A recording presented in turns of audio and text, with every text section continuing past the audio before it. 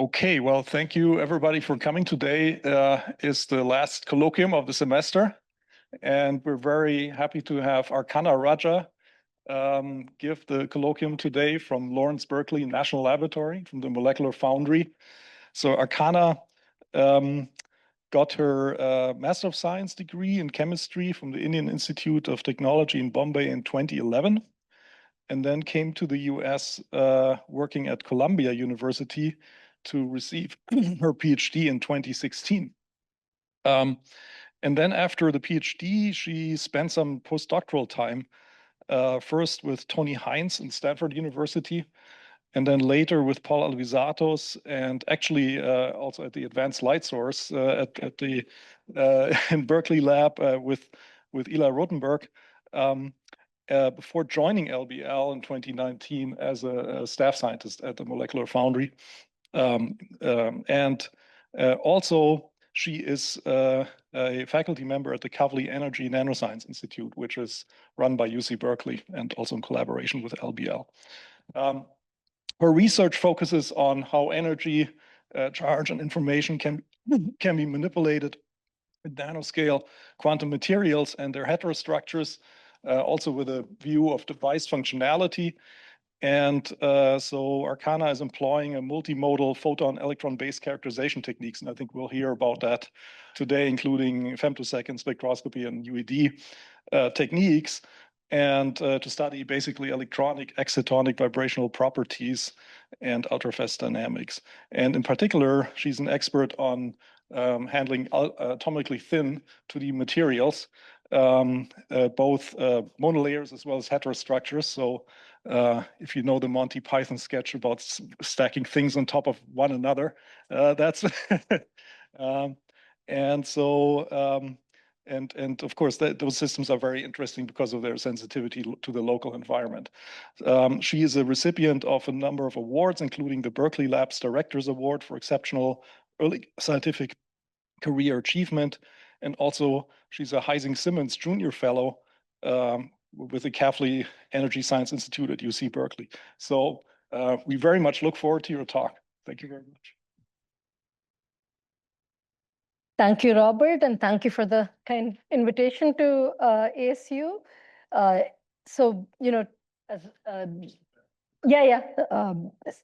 so today I'm going to talk to you about some experiments we've been doing over the past few years using ultrafast electron diffraction on these twisted 2D materials. But, you know, as Robert was saying, I started in 2019, right before the pandemic, and I was trained in optical spectroscopy mainly, and I think I ordered a bunch of equipment, and then the pandemic happened, and that kind of forced me to become a user of many facilities. And I was very fortunate that was the very first MEV UED run, and then, you know, already in my postdoc, we had worked with Eli Rotenberg on the ARPAS, so somehow this became the theme of our research. So we do in-house optical spectroscopy that's kind of fast and relatively higher throughput than many of these experiments, as I'll explain. And during my first few years as a new PI, I was very fortunate to have Sandhya come and work with me. So we published some very exciting things with electron microscopy, and Sandhya and I continue to pursue this, and she showed me some of the amazing electron microscopy facilities here. So, you know, over the past few years, we've really been using a combination of optics and electrons to study these atomically thin 2D materials from the atom scale to the application scale. So, you know, to the far left is our first UED paper. Then it's the paper with Sandhya, where we visualized excitons in real space with a sub-nanometer probe. We've done some cathodoluminescence and some just regular vanilla optical spectroscopies, but actually quite interesting ones to watch excitons diffuse around. So some example papers.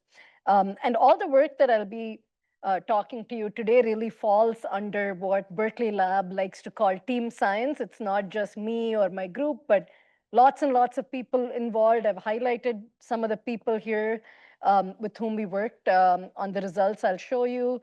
And something that has been very important since I started my academic career about 15 years ago is having a very close collaboration with theory. And so I'll kind of end this talk with some ideas on how especially our theory collaborators are using AI in their workflows to help explain rather complicated experimental data that we've been measuring. So what's all the fuss about 2D materials? So the Nobel Prize was awarded to graphene in 2010. That was and right around that time is when I started my PhD. And graphene is basically an atomically thin allotrope of carbon, so it's just a single sheet. But it doesn't have a band gap. So it has all these amazing electrical transport properties. So when I joined Tony Hines and Louis Bruce's group in around 2011, 2010 in Columbia, they had just published this paper about atomically thin semiconductors. Again, these materials are not new. In fact, there were reviews of the exciton physics in these transition metal dichalcogenides like MOS2, WS2, and so on, even in the 60s and 70s in their bulk form. So they're indirect gap semiconductors in their bulk form, and they don't have any bonds between the different layers. So you can peel it off layer by layer. And this was also known because it's extensively studied for tribology, which is basically, it's in your WD-40 to lubricate stuff. So again, so in the bulk form, it's well understood, established that you need to go from the gamma to somewhere here to have light emission. And that basically means it's not very efficient. You need a phonon along with the coupling to the photon to enable that transition. However, in Feng Wang's group in Berkeley and Tony Hines' group in Columbia, what they did was they started peeling it down layer by layer. And what they found is that at the transition from 2 layers to 1 layer, quantum confinement effects kick in the out of plane direction. And suddenly it becomes a direct band gap semiconductor. So I'll ask you to focus a little bit here on this Brillouin zone. So the gamma point, where you start off with in your highest occupied states, has contributions from these out of plane orbitals of the p orbitals of the chalcogens, the dz squared orbitals of the metals.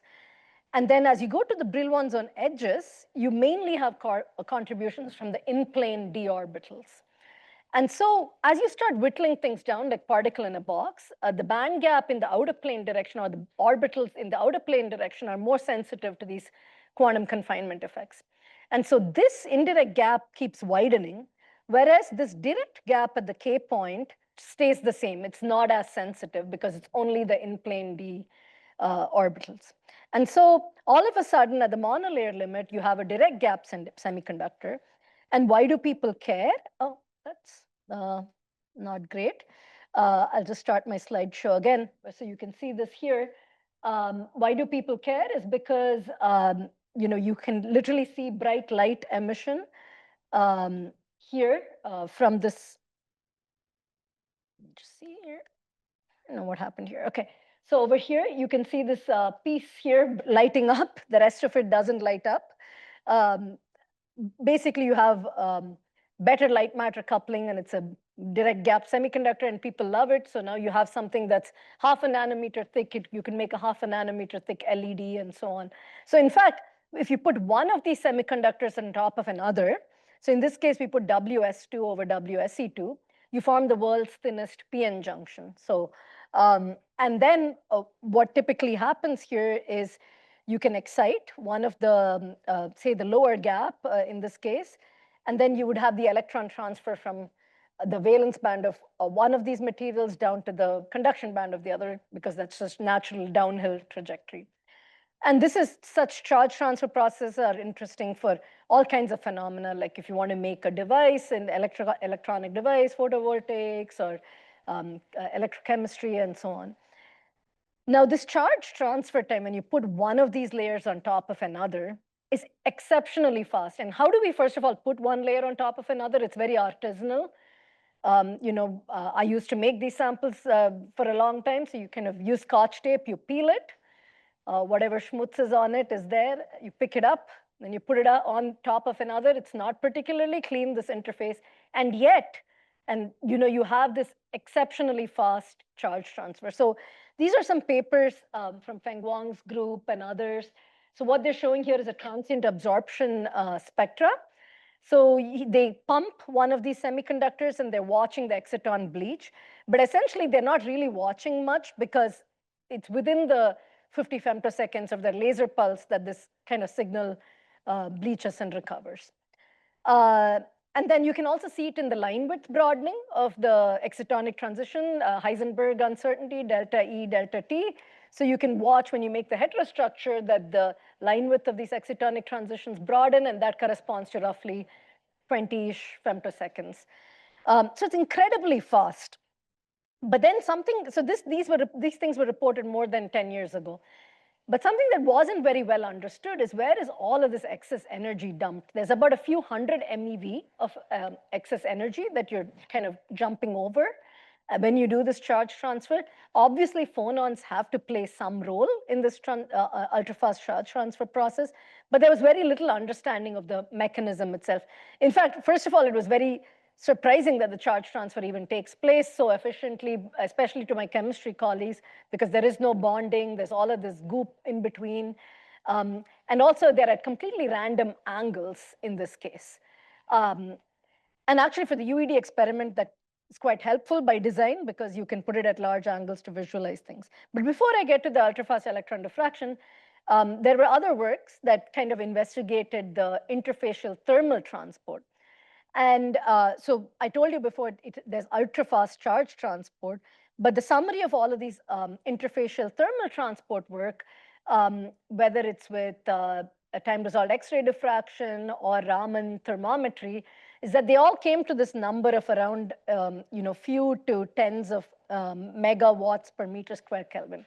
And this is basically as bad as air. So on the one hand, they're extremely good interfaces for electrons to jump across, but they're terrible for phonons to go across.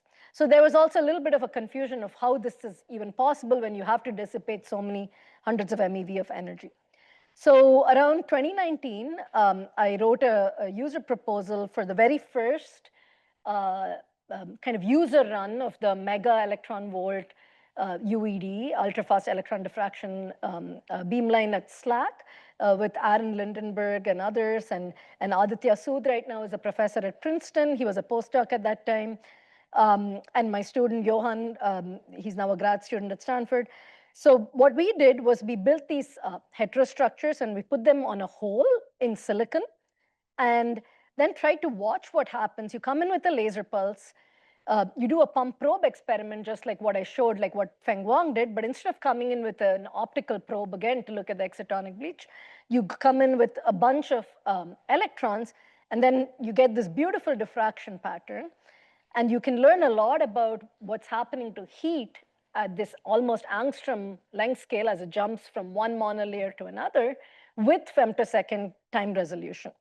And the reason is you can visualize all of these layers at once. And the Debye-Waller effect enables you to measure the temperature very accurately. And I'll get into that in a little bit more detail now.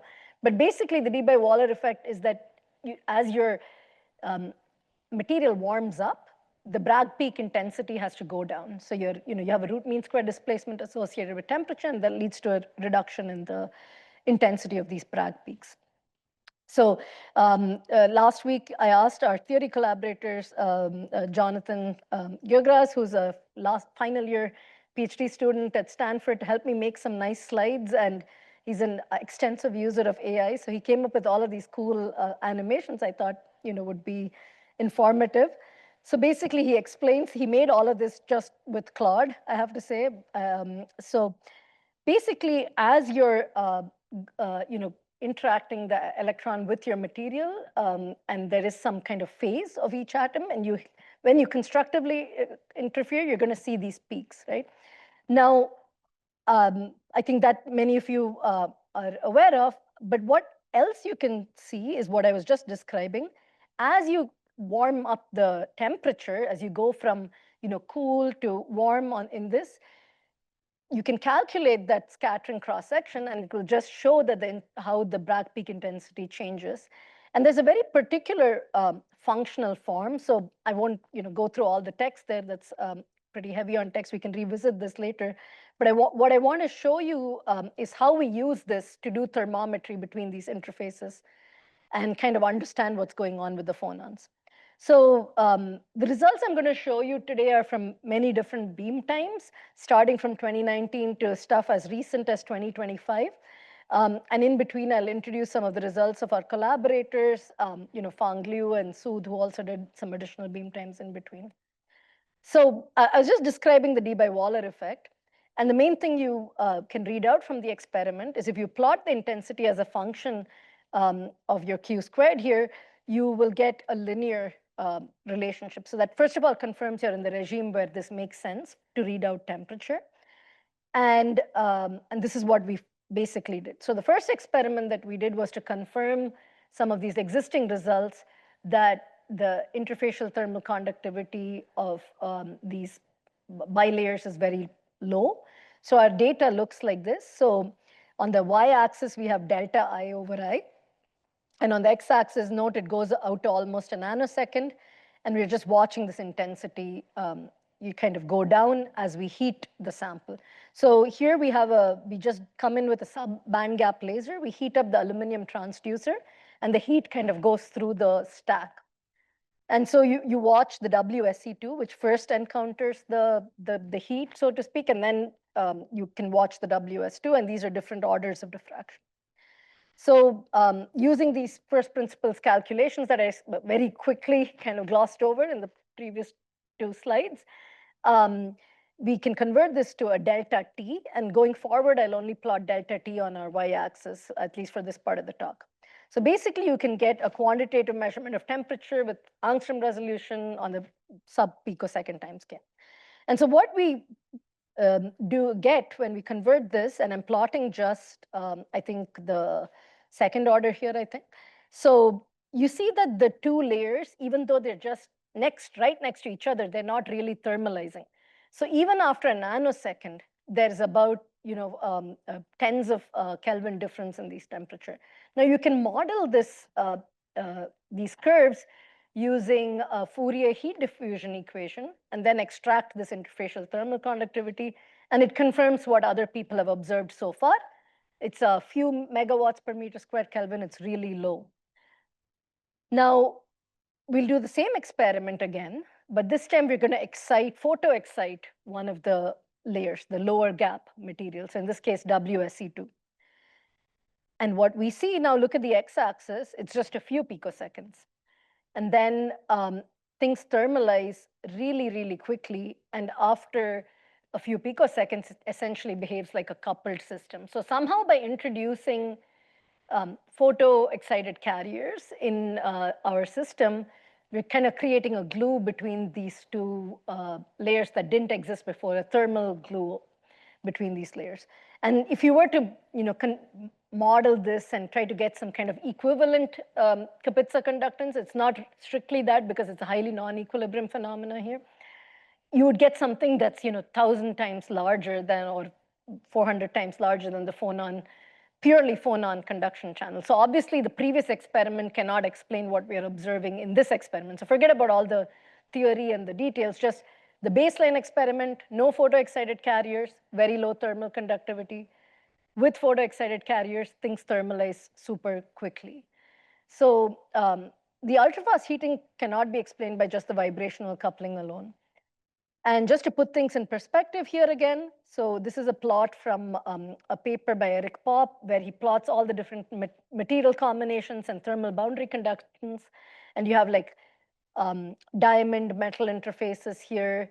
And so when we have only phonons, so we are exciting below the gap of both WS2 and WSE2, that's what this red arrow shows, you have very low interfacial thermal conductance. But the moment you excite carriers in one of them, and I'm not exciting the other one, so I'm not exciting WS2 at all, just WSE2, you immediately have this apparent very good coupling for both charge and heat. And this kind of makes sense because if this didn't happen, your sample would be melting all the time, right? So when you came in with a laser pulse, if you were to release a lot of heat and things, there's nowhere for it to go. So how can we explain the fast thermalization of the layers following charge injection when it doesn't happen without the charge?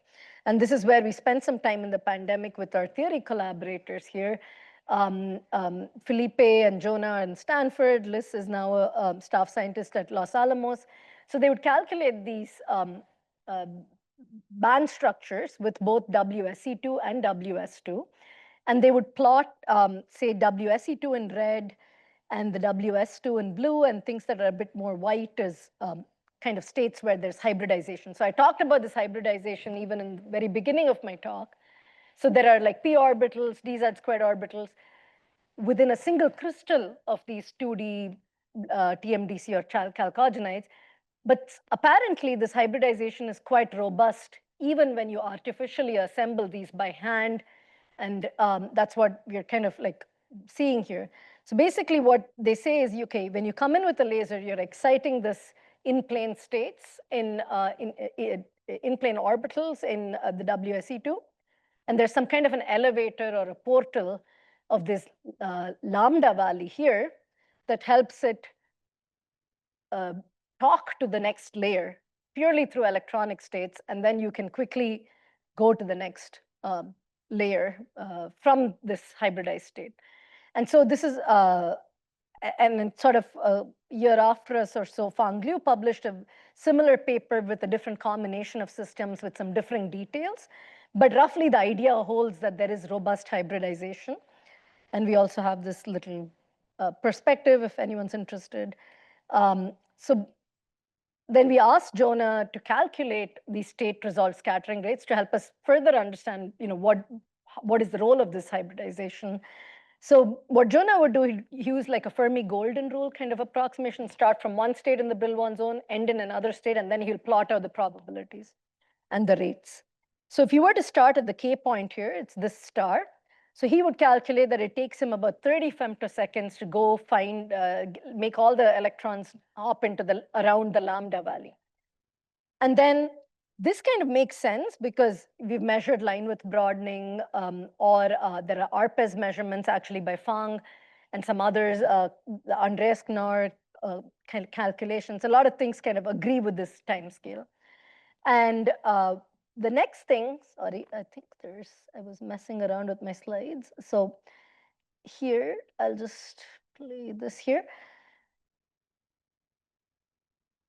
So yeah, so for the momentum resolved scattering rate, so it goes from the K point in the WSE2 to the hybridized valley, and then from the hybridized lambda valley to the next K. And all of these timescales that Jonah would calculate is within sort of tens or few femtoseconds. And this is well within the resolution of anything we can see. So we can't really see this. So what appears to us in our experiment is that there's kind of a bidirectional emission on both sides. So phonons being emitted on both sides, that leads to the heat in being kind of the temperature that we record in each layer. So then a few years later, we collaborated with Fang and went and tried to visualize where these phonons are. So far, I've only talked about the Bragg peaks, but I haven't really proven to you experimentally which phonons are involved. And so to get just to clarify, to get this image, you would need to do time-resolved ARPES. But even time-resolved ARPES will not tell you exactly which phonons are involved and where the heat is going. So you still need to do UED to get the phonon picture, and the thing above is the electronic picture. So what you can do to visualize phonons in UED now is really look carefully around where these Bragg peaks are.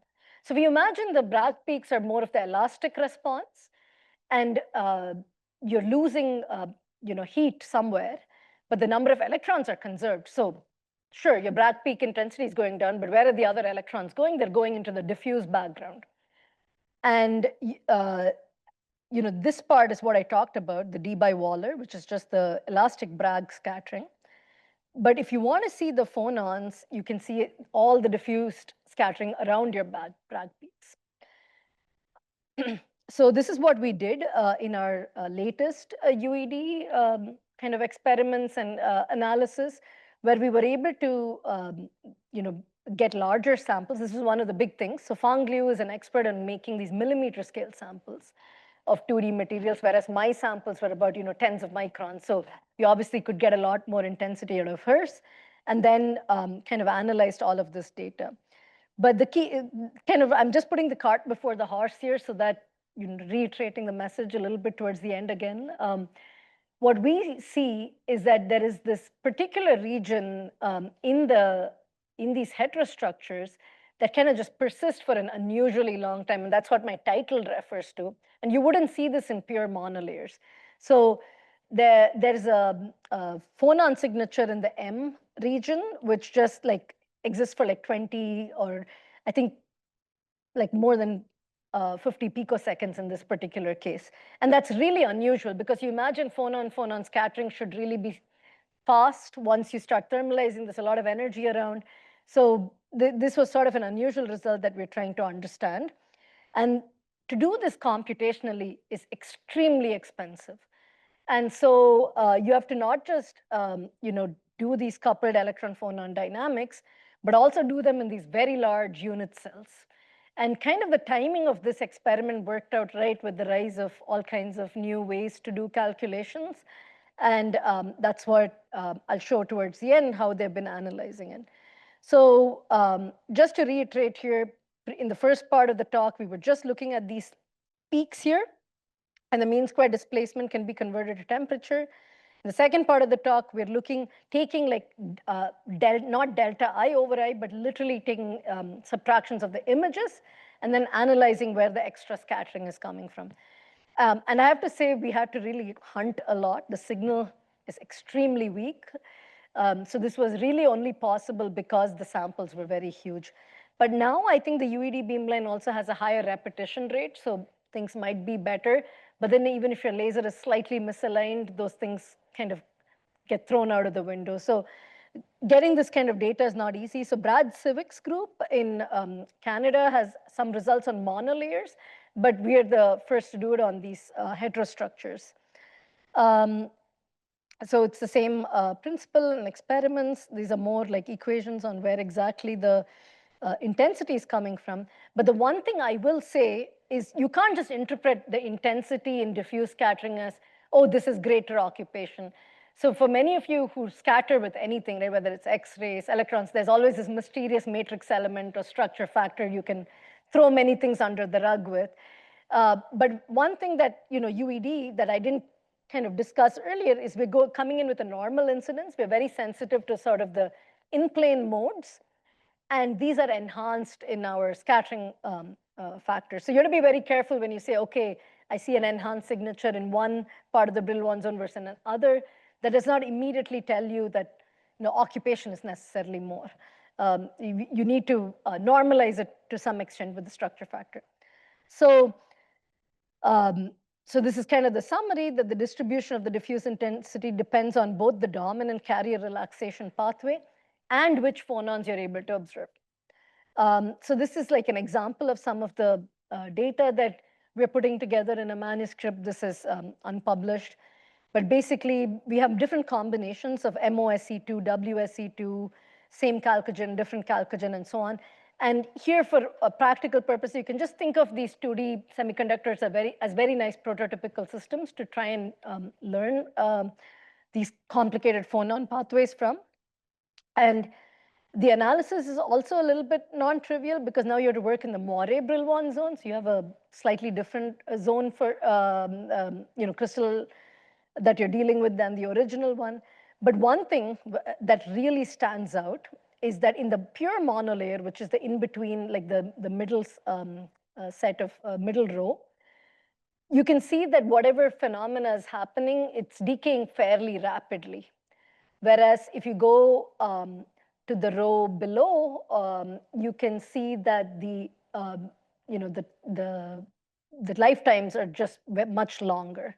So for whatever reasons, in the Moiré heterostructure, you're able to keep these phonons for longer and maybe even control exactly where the heat is going or concentrate where the heat is going. So that's kind of like the promise to be able to have this kind of control, maybe for catalysis or for some other applications, that you could channel all the heat in just one or fewer different modes and use it in some clever way.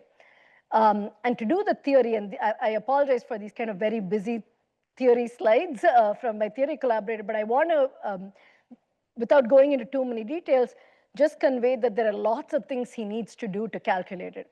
So first, he has to do like the electron phonon scattering, then phonon scattering, then thermalize all of this to simulate what's going on. And he incorporates everything together in his simulation, and now he's able to actually make this picture for us as a function of time. This is also in close collaboration with Fabio Caruso's group in Kiel, but I believe he's moving somewhere, I'm not sure. Yeah, so we're able to do all of this in theory as well now. And there's very complex computational workflow. So you have to use 3 or 4 different types of computational tools and have sanity checks when you pass data between these. But a very basic thing you can imagine that is annoying is just the way the data is formatted for these different tools. I'm not an expert on this. I'm not a theorist. But what I do understand that Jonathan has managed to do now much more efficiently. So when, 3 or 4 years ago when we wrote our first paper, this was almost impossible because the students would get bogged down with all of the handling of the different workflows. But now he has an agent to help him with each of these things. And kind of he's like the human in the center, kind of just, or like the conductor of an orchestra managing all of this. And one question that I always ask him is, how do you know it's doing something correct and not just like, messing up and giving some garbage? So this is where, his intuition is really important. And most of his time now is spent on making sure physically reasonable outputs are coming out of his workflow. And so this is the way I think for some of the students here that might be, or even for me, this is very interesting. How we do our PhD has changed quite a bit.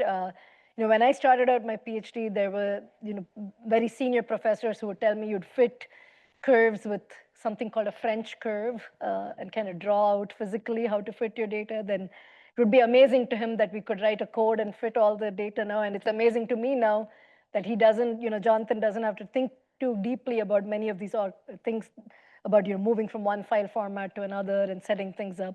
So with that, I want to make sure I give plenty of time for any questions that may arise. So if there's one thing that you should take away from this talk is that these 2D material interfaces that are just, you're slapping one thing on top of another, there's no epitaxy, there's no covalent bonding, it's literally van der Waals forces. The way charge and heat move across these interfaces is very important for any kind of device that you might make from it, and is very different from typical bulk interfaces. So if you go from a dielectric to a dielectric, phonons kind of go from one dielectric to the other.